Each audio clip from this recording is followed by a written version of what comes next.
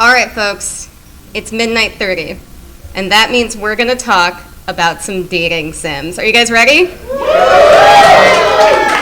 Hell yes. Before we get started, I need us all to turn around and give a really big round of applause to our MAGFest staff, please. This con is so incredibly well run, and we only have the opportunity to do amazing panels like this because of you guys, so thank you all seriously so much. You're wonderful. Yes, please. I am MercurialInK. I'm a variety streamer. You can find me on Twitch at twitch.tv/MercurialInK. There's a QR code. You don't have to write that down very quickly. One of the main things that I do on Twitch is I stream all of the dating sims, I think would be a fair assessment, and many more that I can't stream because I don't want to get demonetized. I've played everything from the cute and adorable to the weird and wonderful, so that you guys don't have to and can find the best amongst the best. And, you know, perhaps the worst amongst the worst will be the best for some of you. So without further ado, let's crack in. But before we delve too deeply, I do have a couple of housekeeping matters that we need to attend to as just a group. We are going to talk about dating sims. Almost every game that I'm bringing up, I'm probably going to be talking about something in this dating sim that you would only learn by playing the game or going through an entire route. Some of these spoilers will be bigger than others. If I talk about a game, you're probably going to learn something of a spoiler nature. I'm giving you this warning up front. If that is going to detract from your enjoyment of these games, I will post a list of this on my Instagram of all of the dating sims we talk about after the panel. You're more than welcome to peruse that list. Just note that we are going to be pretty spoiler heavy. Second, there are adult themes in this presentation. I want to be super clear about what this means you guys will see and what you won't see, okay? We're going to be talking about dating sims that involve kissing, romance, sexual themes like that. Some of them involve body horror, some of them involve physical violence. I have no images of boobs and penises. That may be a disappointment, but we don't. There is maybe one image that I would describe as animated body horror that I will give you guys a warning before we do. And there's one picture that involves MPreg that I will also call out before we do. That is the extent of upsetting imagery that you're going to see here. But I do just want to prepare you guys up front. We're talking about games that involve a lot of smooching. Fair enough. Finally, we do have audience participation in this. It is an extremely hard line for me. Please don't harass the participants. If someone raises their hand in this godforsaken panel to volunteer to speak, please do not harass them. Don't be lewd. Don't be mean. Certainly don't be a jerk to them, but also just don't be overly sexual. You know the drill. Behave. That goes doubly so for my lovely assistant, Fifi. Fifi, wave hi. Hello. Fifi will be assisting with running mics for our audience participation. Be nice to her. Technically, it's half an hour past her birthday, but it's still her birthday.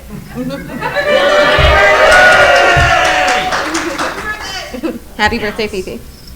All right, with that in mind, let's get started on what we all want to talk about. If you break these rules, it's going to be bad. Don't do it. So, dating sims will do a lot for us, right? If you have a skill issue, like let's say you need help doing your taxes, there's Tax Haven 3000, the anime dating sim that will also help you file your W-2s. Please don't use anime girls to file your W-2s. If you give an anime girl your social security number, you probably deserve what's coming next.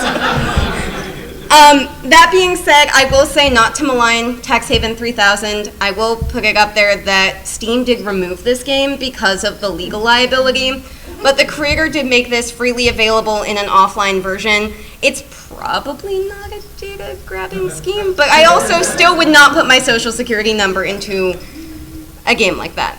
If you're having trouble learning Japanese, you could play Love Language Japanese and learn how to speak Japanese. If you feel that your cooking skills could use some assistance, there's a Gochi show that will walk you through the steps of cooking authentic Japanese dishes with a cute girl who will give you approval the better you do and the more correct steps that you select on the dish. Adorable. They also do really important things like allow you to date a tank, or Nicolas Cage, or Nicolas Cage. These are two different Nicolas Cage dating sims, Caging Me Softly and the Nicolas Cage Dating Simulator. In this panel, understanding how weird and wonderful dating sims have gotten, we're going to get to the heart and unpack what a dating sim is. We're gonna use historical examples to look at how dating sims have evolved since the very first examples of the genre. We're gonna discover what makes a dating sim, in particular, unhinged. And I will unveil to you my definitive ranking system for the ultimate unhinged anime dating sim. Are you guys ready? Yeah! Who am I to tell you about this?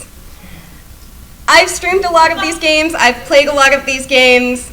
Just to be clear, in preparation for this panel, I've spent 985 hours playing over 60 dating sims. I have dated over 437 characters. In games I have spent over $450 US on.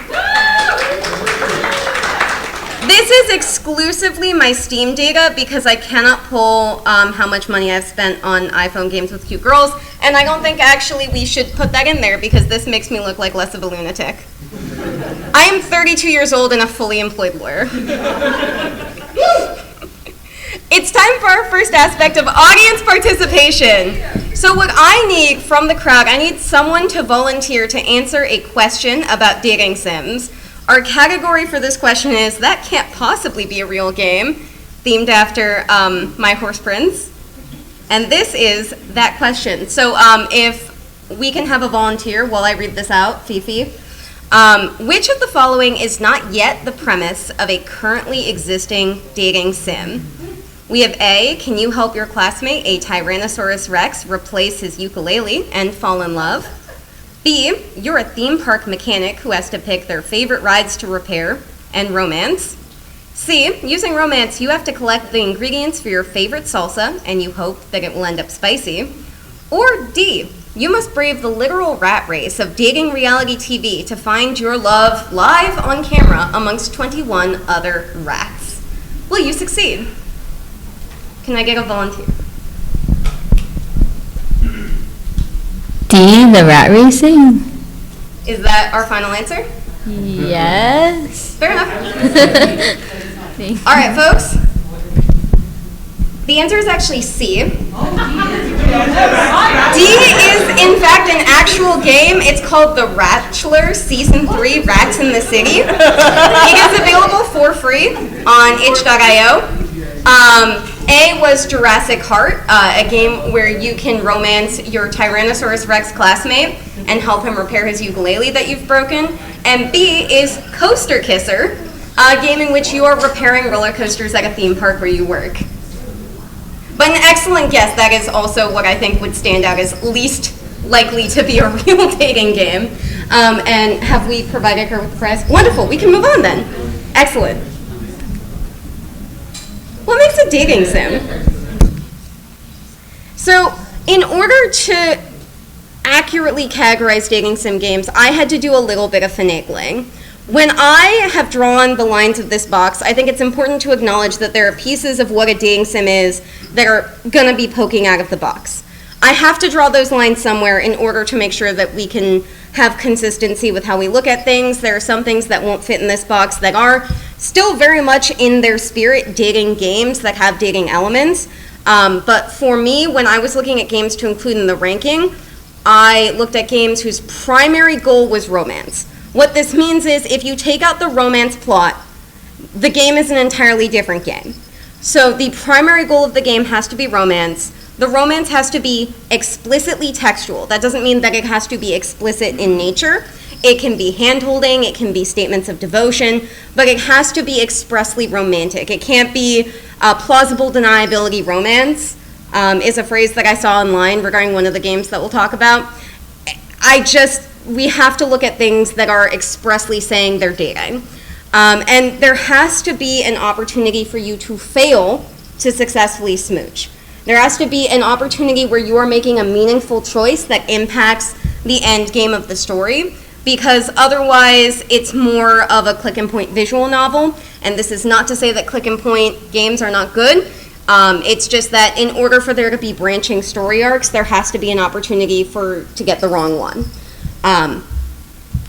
That means that we are not talking about games whose primary purpose is not romance. So there are romance games. Persona 5 is a great example. You can romance characters explicitly, textually, sometimes very weirdly when your teacher's involved, but the primary purpose of the game is not romantic. Your Stardew Valleys, you can get married to another character in the game, but the primary purpose, the plot of the game, is not the romance aspect. Games where it's impossible to not date. So this is where I would put the visual novel category, where if you're just reading through like a webtoon, again, an amazing side exercise, but not what I'm including in this. Games with character bond increases that are not romantic, your Genshin Impacts, your Fate Grand Orders.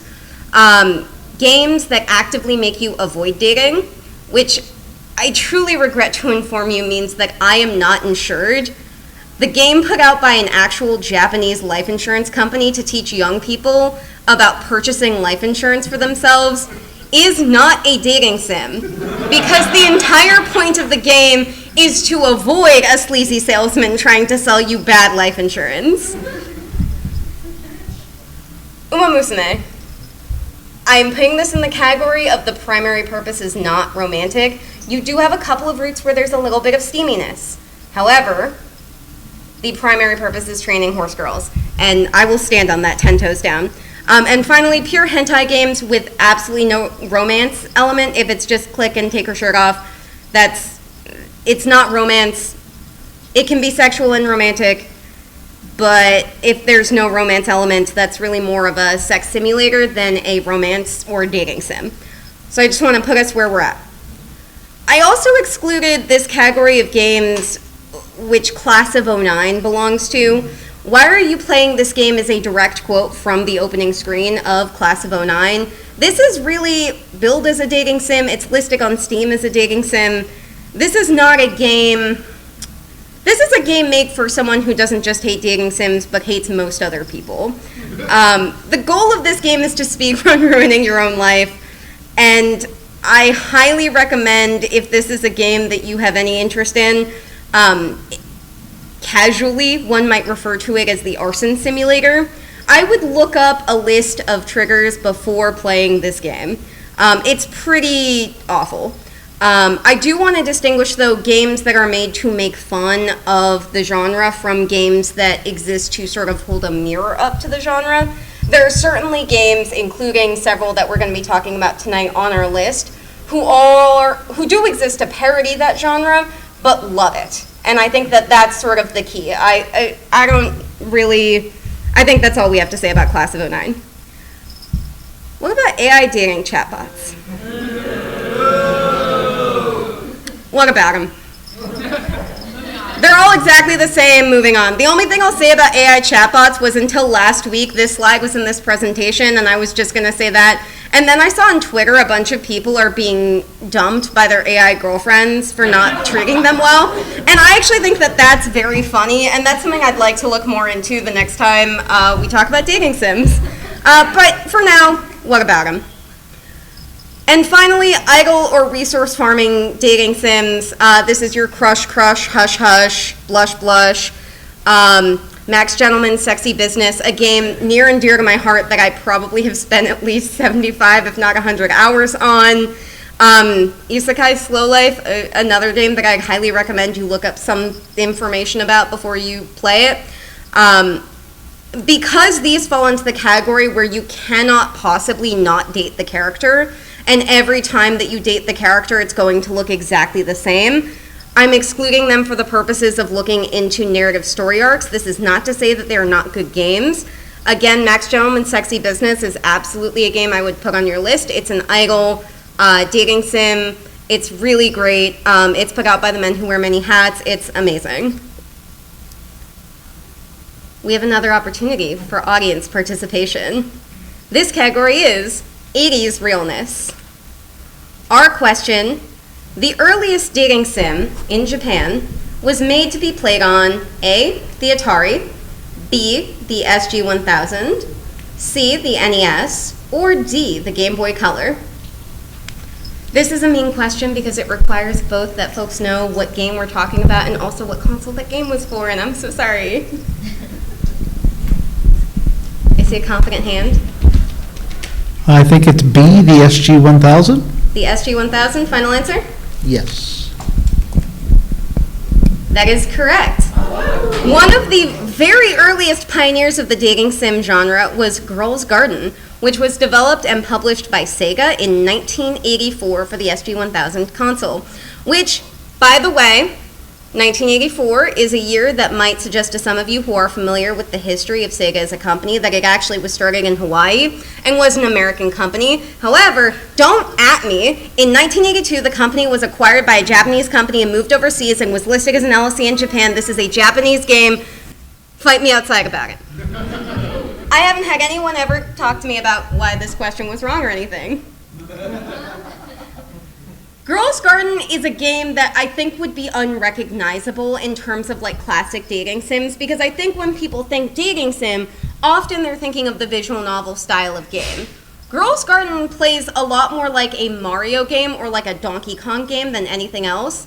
You have one love interest, you have to dodge bears that are jumping at you to collect flowers in timed events in order to collect enough flowers for your loved one. It's actually very cute. It is the debut creation of Yuji Nima, who went on to create the entire Sonic franchise, which I will warn you now, our one MPreg image is coming up onto the screen. Means that dating sims are the reason why we have pregnant Sonic. How do you like the sim machine, trespassers? So from 1984, we have a long period of time in which dating sims looked a lot more like what we're familiar with, visual novel style games with anime art. The first of these that I would describe is Tenshitachi no Gojo in 1985, following right on the heels of Girls' Garden. It translates to Angel's Afternoon. It's a visual novel. It's one of the first dating sims whose style is recognizably anime. You have one love interest, but to seduce her, you have to get all of her friends to also like you, which is maybe closer to reality than a lot of dating sims, because if you are trying to get a girl to like you, you do actually have to get her friends to like you as well. It does have more adult and pornographic elements than Girls' Garden, which was entirely, if not even PG-13, but just PG. There's definitely some upskirt shots. They had 8 colors in this game, and boy howdy, do they use every one. This is as spicy as we're gonna get. But you're trying to date the star of the tennis team. There are some elements that are very cute. Noticeably, we're still in the young person trying to date one other person in a school setting. We're very grounded in reality for the most part. I want to acknowledge at this point that dating sims have in fact always been a little bit unhinged, because the people who make them have always been on the cusp of sort of what's acceptable in the gaming sphere, which is awesome. I want to take us back to 1987. Nintendo and Square spent 2 weeks, and only 2 weeks, developing a dating sim based off of trying to romance a real-life idol, Miho Nakayama, who is featured in the game Nakayama Miho no Tokimeki High School, in which you, again, you're a student, you're trying to seduce one of your classmates. One thing that's very interesting about the mechanics of this game, it is a visual novel, but in order to correctly answer questions, you not just have to take the correct actions, you also have to select an appropriate facial expression to go with what you're doing. So there's 4 different facial expressions. You can do straight face, laughter, sadness, or anger, and those have to match the responses in order to get a positive response from your idol girlfriend. This game, again, was made in 2 weeks, and it sort of shows it's a very simple game to play. I don't think you're going to be able to find this anywhere except an emulator or a playthrough from someone who has like an original console, but it is a really interesting conceptual adventure from the early dating sim era. Let's talk about Doki Doki. This is probably one of the earliest points where dating sims became mega popular. It is an eroge, so it takes that from Tenchi no Gojo. Again, you're a high school boy, you're trying to seduce your classmates. This is where we start to see the idea of selecting different love interests being part of the elements of the game.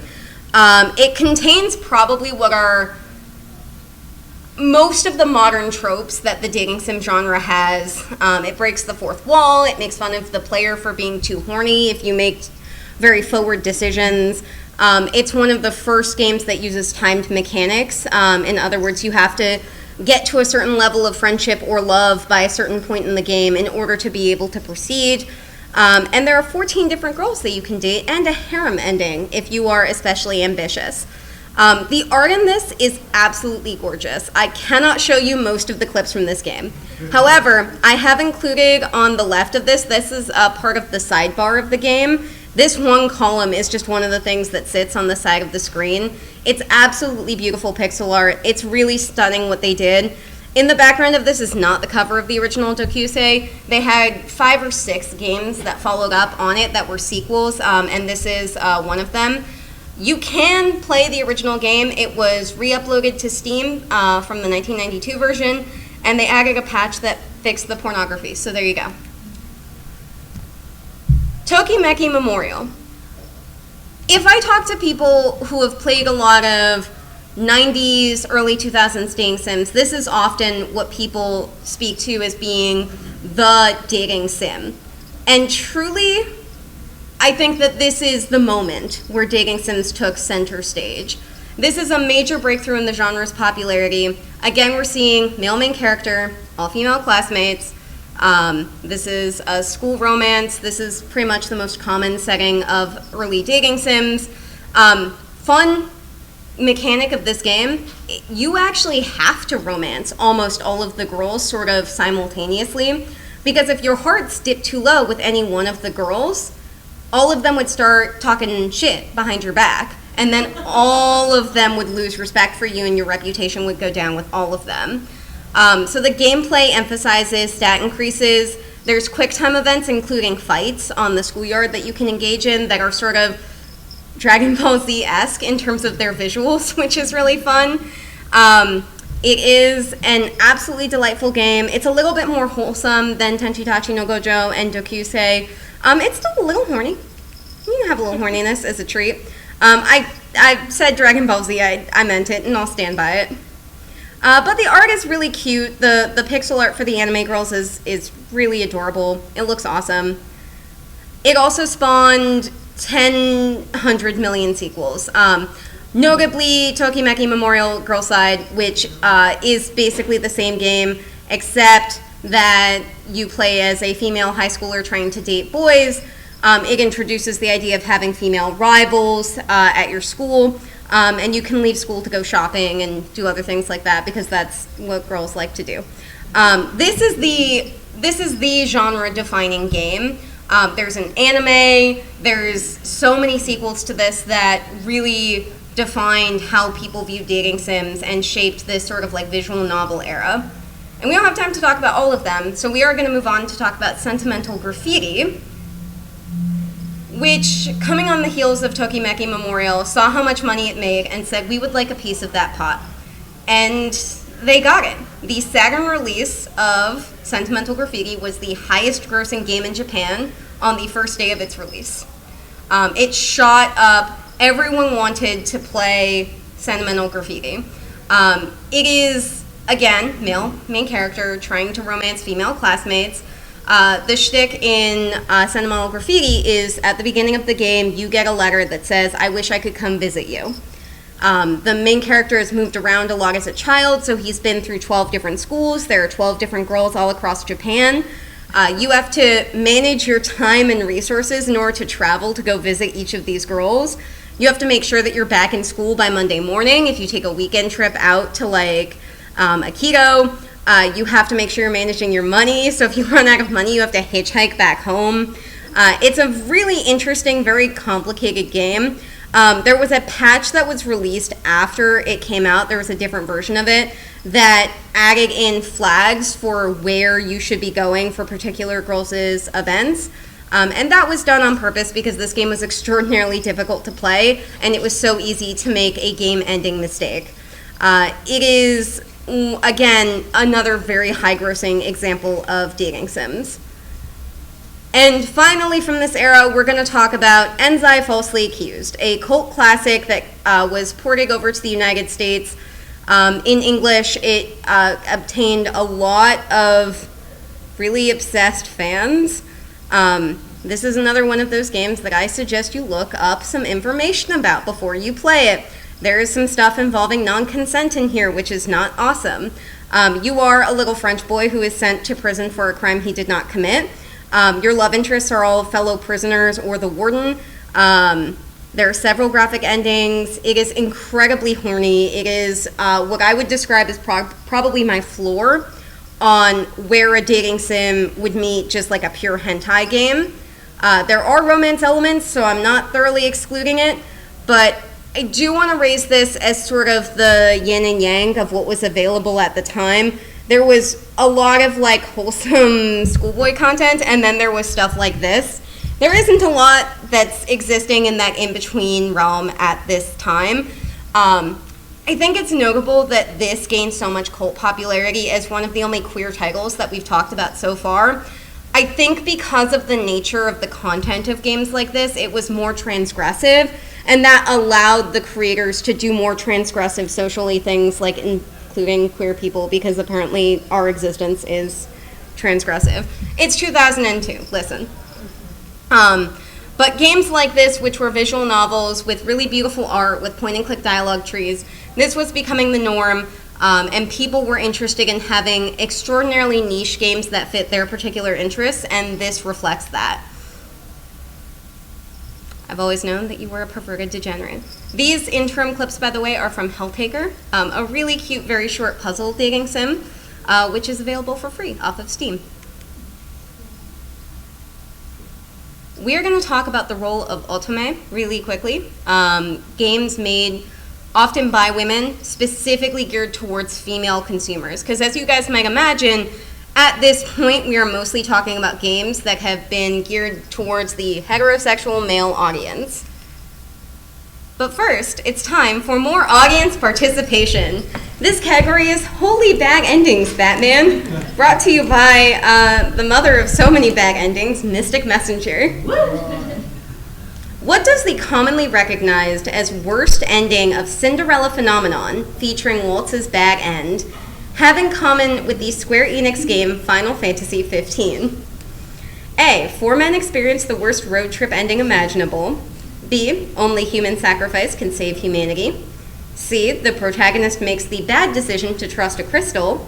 Or D, someone is blinded.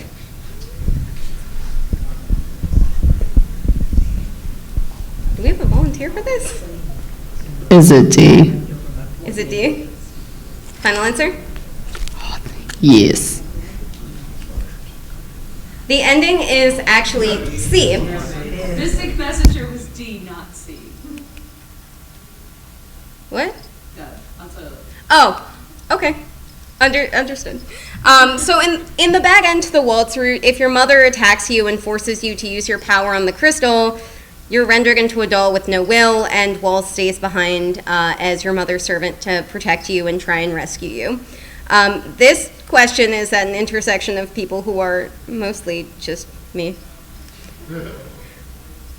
Otome games are incredibly popular. I mean, we're talking about Mr. Love Queen's Choice, Obey Me Shall We Date, Mystic Messenger, The Arcana. I mean, Mystic Messenger won Best Indie Game at the Korea Game Awards. Obey Me Shall We Date has surpassed 12 million downloads. Love and Producer generated $3 million on a single day this year. It is an absolutely incredible, varied list of games that often focus on more fantastical settings, looking at demons in the case of Obey Me Shall We Date. I wouldn't necessarily call Mystic Messenger fantastical, but it's fantastical adjacent in terms of being so superhero. It's almost unbelievable. The Arcana, obviously taking place in a world based off of the tarot. These games are highly popular and have sort of grips society writ large. There's so many of them that if I started listing like phone dating sims, we wouldn't even have time to do anything else. We're going to talk a little bit about early Ultimate games, though, not so much the modern era of iPhone dating. Angelique, 1994, was made by a all-female dev team that was, it's called Ruby Party, that was geared towards specifically a female audience. You serve as the budding queen of the cosmos. You're trying to date the guardians, who are your advisors. If you are successful in winning the game, you don't get to be queen of the cosmos, but you do get to smooch, which I think is a pretty fair consolation prize. And maybe actually better than being queen of the cosmos if the queen of the cosmos can't smooch. And this, much like Tokimeki Memorial Girls Side, you have a female rival that you are competing with whom your sexual chemistry is way higher than many of the advisors that you were trying to date. Disappointingly, not as lesbian as this image suggests, though. In the same vein, Albaria no Otome, you are competing against female rivals for becoming the sacred maiden and falling for one of the 5 holy knights. What Albaria no Otome did, which was very interesting with its mechanics, though, is that if you wanted to romance a knight, you needed to impress them in battle. And so in order to build your stats, you would choose which classes you went to, you'd spend your time studying, and then you would fight, and if you did really well, that would make the knights want to salute you. Which is kind of neat. Yojimbo is going to take a little bit of a beating in the next minute of this presentation, and I don't intend for it to.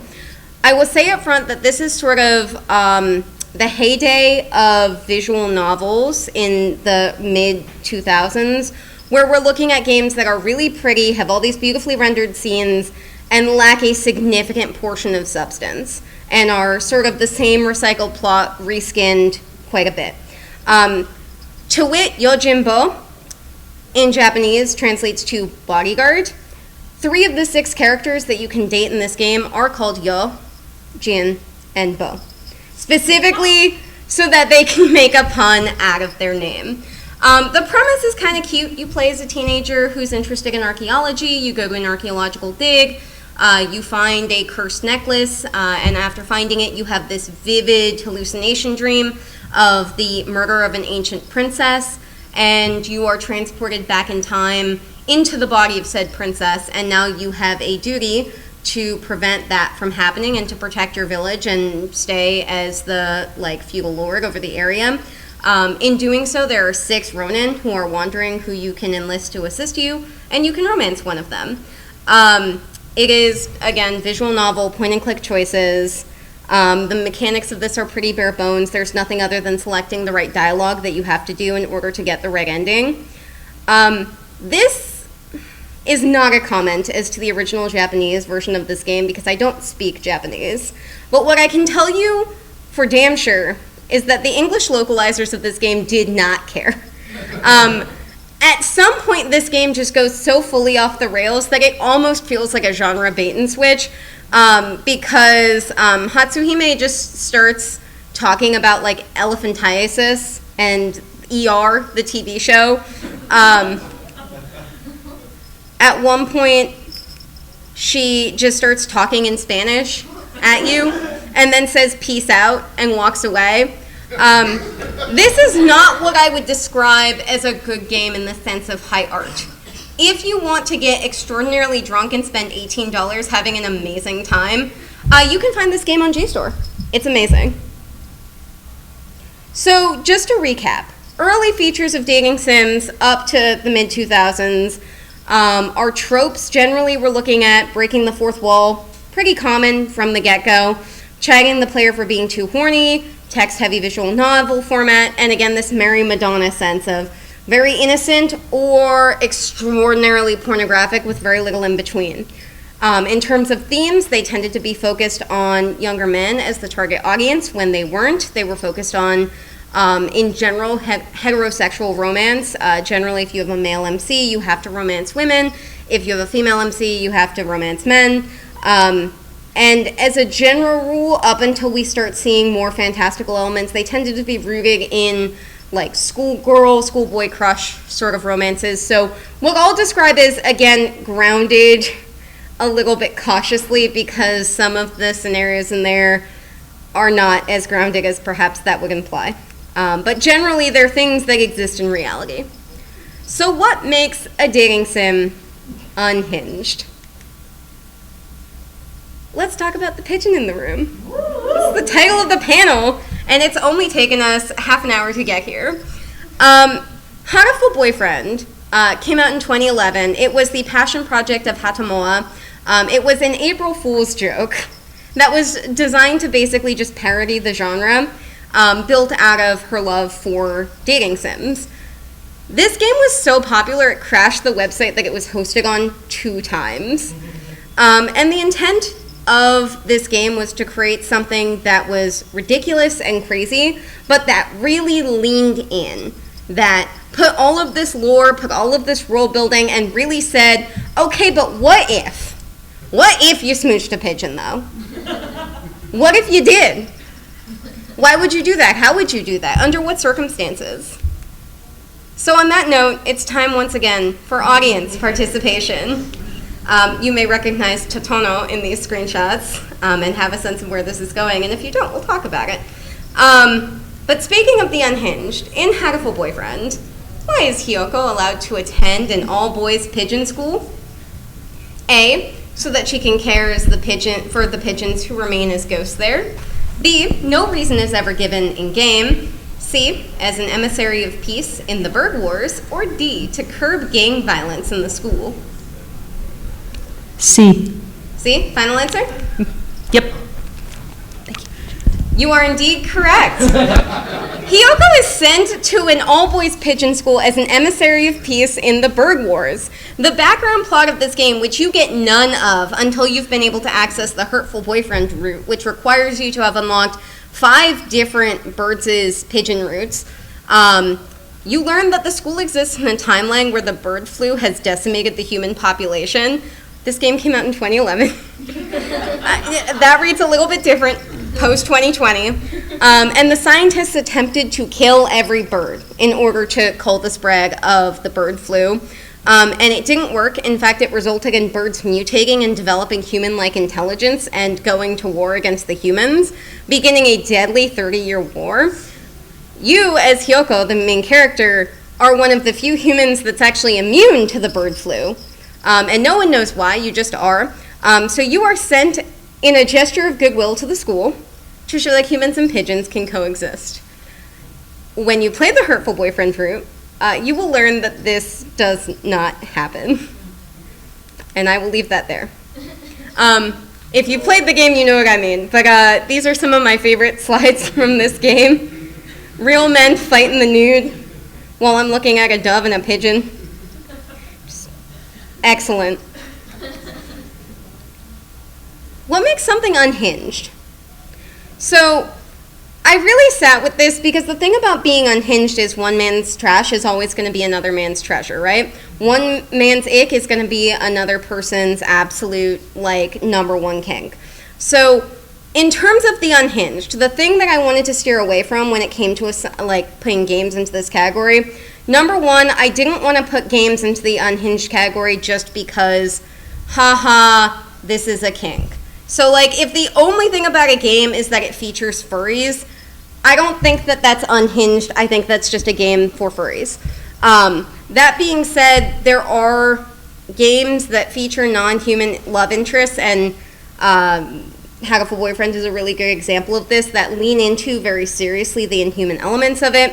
Unconventional love interest choices, unconventional methods of romance and game mechanics, romance under unusual circumstances, plot twists and genre switch-ups are a big part of it. Games that are designed to sort of give you that tonal whiplash, fourth wall breakage in unsettling ways, not just fourth wall breakage, but fourth wall breakage that's designed to sort of evoke a feeling of discomfort, and deliberate self-awareness of the genre.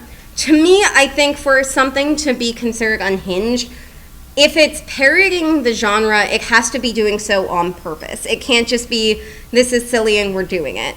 And it has to be leaning into it in order for it to truly be unhinged.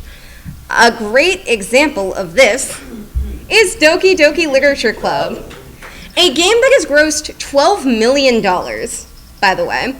Doki Doki Literature Club was developed by famous Twitch streamer Dan Salvo. It was an homage to his love-hate relationship with anime. He wanted to encourage the dating sim genre to push beyond the boundaries of where it had existed previously. A fun fact about generative AI, originally Dan Salvo had used a free anime waifu generator to create this game, realized it looked like garbage, and hired one of his friends who was then a translator at Sekai Project to redraw every frame of this game. The art of Doki Doki Literature Club is so iconically unique. I think we would have lost so much if we had had something extraordinarily generic in the process. And I don't mean to spend this entire time talking about why AI is bad, but say no to AI, kids. I do want to walk you through, if I may, an emotional journey with me. It's the summer of 2018. I have not played Doki Doki Literature Club. I don't know what the ending to Doki Doki Literature Club is. I am extraordinarily difficult to spoil because sometimes I just don't pay attention to things. I once turned to the people I lived with at the time with a fully stone-cold face and said very seriously, "Why is there so much blind Ignis Scientia fanfiction?" Yeah, so I had no idea what was coming. I had had a really bad day because in the summer of 2018, I was studying for the bar exam. So I was doing nothing except studying 24/7, and I had gotten a really bad score on my practice test, and I was sad. I was really sad. I was having a bad day. And I was going to play Dream Daddy, but some of the Dream Daddy routes are sad. And I said, I don't want to play Dream Daddy, it's going to make me sad. So I'm going to boot up Doki Doki Literature Club. Oh my gosh, this game is adorable. You get to pick poetry lines to make particular girls like you. Like one girl likes really floral poetry, and one girl likes limericks, and one girl writes like novels. This is so cute. I'm gonna play through every route. This is adorable. This is so, oh my God. What is happening? Why? Where did Natsuki's face go? What is going on? Holy shit! And that's, a good example of the emotional journey that I went on. Playing this before this spoiler had entered my brain, I think altered my brain chemistry in a way that I cannot fully describe to you guys. This game really did something absolutely incredible with the fourth wall breakage. Having to leave the screen of the game to delete Monica out of the files on my computer was just the coolest thing I had ever seen in my entire life. I will say Dan Salvo caught some strays because Totono, You, Me, and Her, A Love Story has some very similar and very upsetting horror-based fourth wall breakage. That game came out in 2013, DDLC came out in 2017. I will say I don't think that Totono affected the creation of DDLC, and the reason for that is Totono was not released in English until 2020, almost 3 years after Doki Doki Literature Club came out. I don't think Dan Salvo speaks or reads Japanese, and actually he was pretty open that one of the major inspirations was Irisu syndrome. One thing that people point to is that Sayori makes a comment about a baseball bat, which is a extremely major visual in Totono. It is also a major visual in Irisu syndrome when Kyoko attacks Irisu. So I will say this. I think it's probably Irisu syndrome that baseball bat line references, but maybe he did just rip off the entire plot of a game in a language he didn't speak without knowing it. But, I mean, I will say at the time, fourth wall breakage was pretty common in games. I mean, I think at this juncture, people were thinking in general in the gaming industry about ways that they could push the envelope by incorporating the player into the game as more than just a blank slate. Undertale is a really good example of that. Not a dating sim, but a game that sort of brings you in holistically. It's time for more audience participation. And if you recognize the characters, these are from Affogato, which is a really cute coffee shop dating sim, where you and your demon wife solve mysteries together. In Love at the Milky Way Diner, which of these love interests is the first to enter the titular diner that you are running on the Hesperides space station? A. Vega, a lost pilot trying to find the tech bridge. B. Seteth, dropping off an AI Furby to help you get organized. C. Agar, a local farmer with a delivery basket of alien fruits. Or D. Dr. Saria, making a house call after you fall ill from your long-haul transport journey. Which, while folks decide if they want to brave guessing for an answer for this, if you haven't played Love at the Milky Way Diner, it has recently become available to play on Steam this year. I highly recommend it. It is an absolutely beautiful game, and it is adorable. Really, really cute. Anyone? Does anyone want to hazard a guess? All right. C, final answer. C, final answer? In fact, you're correct. You do also get the fun Kit Kats whether or not you're right. So, just as a inducement for answering. Like I said, sorry, the art for this game is super adorable. Agar is one of the love interests. I don't think I've screamed quite so much playing a dating sim as I did Love at the Milky Way Diner, and it's only because it's actually really cute. So, Merc, where do you come in all this? I say with the door opening to Kaiju Dating Sim. This is how I play games. This is how I play dating sims in particular. My whole spreadsheet for every game that I've played for this panel does not fit in a slide. I tried to turn down the zoom. It just doesn't look like anything. It's not recognizably a spreadsheet of anything. I have spent hours and hours and hours playing dating sims to bring you the definitive ranking scale for Unhinged anime dating sims. I looked at 5 categories, which I thought were important for dating sims in general, but especially Unhinged dating sims. I looked at the number of different dateable options, bang for your buck, and I did math for this, by the way. So I looked at the time per run. I multiplied that by the replayability score that I gave it, which is the amount of content that was new in each run, divided by the cost. The depth of the lore, which is the score I gave it for its commitment to the bit, how unhinged it is, and the spiciness. Some of these are subjective. I think spiciness may vary person to person. Bang for your buck, I'm sure that some of you guys play these games faster than I do because I spend a lot of time staring at the screen, kicking my feet and giggling. But if you spend less time playing Affogato, you're probably also spending less time playing Love at the Milky Way Diner. So I think that that sort of shifts everything Doppler one direction or the other, and you probably end up in the same universe in terms of scale. I do want to say every game that I played, and I am going to put up the list of all of the games that were played for this panel, all of them are absolutely incredible games. I don't think I had one game on this list aside from Class of '09 that I didn't fully enjoy playing start to finish in one way or another. I didn't put anything on here that I thought would be miserable. And I tried very hard to give you guys a wide variety of different games to take a look at in terms of dating sims. So without further ado, let me unveil the winners of each of these categories. So we're going to start with the number of potential dates. This is an easy, off-the-bat quantitative number, games with lots of people that you can date. The runner-up is Barcode Kanojo.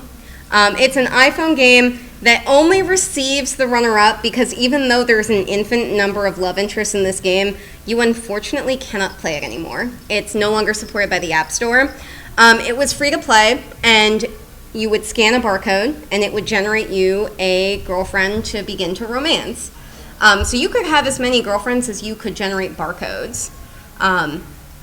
It was really, really an interesting concept. And if you had scanned a barcode that someone else happened to scan, you could compete with another player for the love of that character. This is an early version of competitive co-op dating sims, which is a very, very small category of dating sims. There are only 2 or 3 that I'm aware of, and all of them are on this list because it's a really interesting idea. But Barcode Kanojo, an infinite number of love interests, that's a high number. You can't actually beat that, unless you do it with a game that you can actually play. The winner of this game, of this category, is a game that I was sent by no fewer than 12 different people who texted me a screenshot and said, Merc, did you know about this game? Yeah. Dig Everything is a game that I think has gotten a lot of attention and maybe is very much in the public awareness. If it's not in your awareness, it is an absolutely incredible, beautifully done game. There are over 100 options. There's technically 100, and then there's a few bonus ones that aren't on the list that you can date. After you lose your work from home job, you get sent these spectacles that allow you to see every object in your house as romanceable. These are some of them. There's a magnifying glass. You can take a piano. You can take a toilet. You can date your holiday decorations. You can date the concept of a nightmare. And all of these characters have different dialogue based off of whether or not you choose to befriend them or romance them or antagonize them. They have side plots that you can do with each other. Games that have lots of characters often have very little plot. This is a game that just decided to do quite literally everything that it could, and it deserves it. It's, I think, the most expensive game on this list. It is very much worth it. Moving on to bang for your buck. So the runner-up in this category is a game from 2021, Boyfriend Dungeon. This has been on the bang for your buck list for a while. It belongs here. It's $20. I spent about 30 hours playing this game.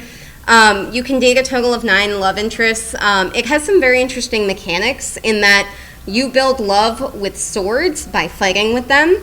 The art and the music for this game is really good. They've come out with 2 patches that have introduced 2 new characters that you can date. There are several dungeons that you can fight through with those characters. And the basic premise of this game is you move to your cousin's seaside town for the summer, and there's some nefarious sword-related nonsense that you have to demystify. And in the process, maybe you'll get to smooch or go skinny dipping with one of your swords. Or maybe those swords will send you sword dick pics. An image that... Ooh. And the winner of the Bang for Your Buck category is Doomsday Paradise. Doomsday Paradise is one of the competitive co-op games that you can play with your friends, and you can compete with or against them for the love of one of the love interests. A couple things about this game: it sort of plays like a combat roguelike almost. Because this is a game where you build love with characters and also have some combat elements to it. The art for this game is really unique, and the character design for it is incredibly cool. Even just the playable characters that you can play as are extraordinarily visually interesting. They don't look like most playable characters do. This game is $15, which I think for the amount of time that at least I have played it, which is 87 hours, was certainly worth that at several cents per hour of enjoyment that I've played this game. But because of the additional ability to play it with friends, I think that ranks it pretty highly in terms of games that are worthwhile to get and play lots of. The depth of lore. For this was a subjective score that I assigned on a scale of 1 to 10 in terms of how much world building did this game commit to doing. Your mileage may vary on these. I think this is probably one of the few that's going to vary the most person to person. This is mine. If folks want to see the spreadsheet, I can bring out a full list of it. I don't think anyone wants to look at that, but if they do, it may be interesting to hear feedback on what people think. Our runner-up on this is Hustle Cat. A game that is 10 years old and yet still has a death grip on my throat. And I can't put my finger on why. And that's one of the reasons why it's still on this list after all of these years. Hustle Cat, truly, every time that you date a character in it, you are introduced to a new villain. You are introduced to a new rule about how magic works in this world. You are introduced to new rules about how basically witch law and territory works. The concept of Hustle Cat is that you are broke, you are living on your aunt's couch, and you have to get a job. You find a job at a cat cafe in which everyone working there is afflicted by a horrific curse that begins to impact you as well, and you have to find a way to stop it, and maybe smooch one of your cat coworkers along the way. I truly don't know. I wish I could put into words what it is about this game that reached into my soul and like ripped it back out and showed it to me. This is an incredibly good game. And even though I will say the first like 25% of the game will be exactly the same no matter who you try and romance, the back 75% is absolutely wild in how different it is. And the winner, Perfect Date. A game that is so unhinged, it surprised even me, frankly. This is a game that got a 10 on the depth of lore. It truly committed to, you're dating a cat. You're dating a cat that's licking its legs. You're dating a cat that has hairballs. And that's like what it is. You are really staring into the depths of like what it means that you would be romancing a cat while slowly turning into one. You are hired as an intern scientist to help take care of the island of cats to investigate the phenomenon of catification. As you do, you begin to realize that many, many scientists have come before you. This is a game that also plays like a roguelike. You can't get to all the lore until you've played it over and over and over again. And every layer deeper that you go, you will feel a little bit crazier. And I think that's really a mark of a good dating sim. And the romance aspects, while I describe them as being really unhinged, are entirely genuine, very heartfelt, and they look you deep in the eyes and they make you say, yes, I am committed to loving this cat. That's what it is. How unhinged it is. This is maybe my favorite category. Our runner-up on this is Perfect Apocalypse. This is a really short game if you let it. It's a very long game if you let it. Hell has been summoned to your school on Earth, but more importantly, can you find a love connection before the entire world is over? This is a game that really said, you're gonna hold hands with a severed paw while you as a dog eat chocolate, and it's gonna be romantic. It was. I don't know what to tell you. It was tender. I really felt that. This is a game, and I think that this is what I valued most in games that were unhinged, is that it really committed. It said, we're doing this. It didn't play it as a joke. It didn't play it for a laugh. It truly said, what if we were doing this? And our winner for this category, a game that poses an interesting question. Could God herself make a dating sim that even I would not wish to play? And the answer is no, we've learned it. Ransomware Dating Sim is a game that made me feel like I was doing hard drugs for 8 consecutive hours. You join an AOL-style chat room in which you have to select one of these, like, early 2001 icons to date. And they truly are some of the creme de la creme. Like, one of them is posing as a Nigerian prince to steal your bank account information. And somehow that was the most charming of the lot. Some of them are, 2020 era Discord kittens, and some of them are 4chan moderators from 2003. Truly a game that I was charmed by, and also one of the few dating sims that I've played that is actually really hard. I don't know, I've been really looking forward to the smooch part, and so have I, Original Sin. There's a conspiracy theorist. It's great. This game commits, again, very hard to its insanity. If you want to feel insane too, you should play this game. And our final category is spiciness. So for this, again, I gave it a score 1 to 10 on how spicy it was. However, I gave it 2 scores, one for visual spiciness and one for textual spiciness. For me, I averaged those scores if they were within 3 points of each other. If there was a 4-point more gap, I gave it the higher of the 2 scores. My thinking is this: you can have a fade to black with text that's absolutely filthy and explicit. That, to me, spicy. You can have a game with really innocent text but like explicit images, still spicy. But if you have a little bit of spice in the text and a little bit of spice in the images, you probably are averaging a little bit of spice. So that being said, we're going to talk about our runner-up, Sucker for Love. Also an incredible contender for how unhinged it is, a game where you date Lovecraftian gods. You buy basically the Necronomicon off of eBay to summon the end of the world so that you can get a smooch. Honestly, same. Would. TBH. This game goes between horror to romance, from horror to romance, and it plays with this edge between scaring the crap out of you and making you horny. It is the definition of mark me down as scared and horny. The jump scares in it, fantastic. And also it's just a really pretty game, and it's super fun. And the winner of this category is Romancelvania. Romancelvania plays, Castlevania being the thematic name, more like a combat side-scroller than an actual romance game. You play as Dracula. His friends are tired of his shit. He's been lounging around. This single dude's been a bachelor in Castle Drac for way too long. So they're going to drag him out. They've got a whole crew of people for him to date. They're going to set him up with one of them.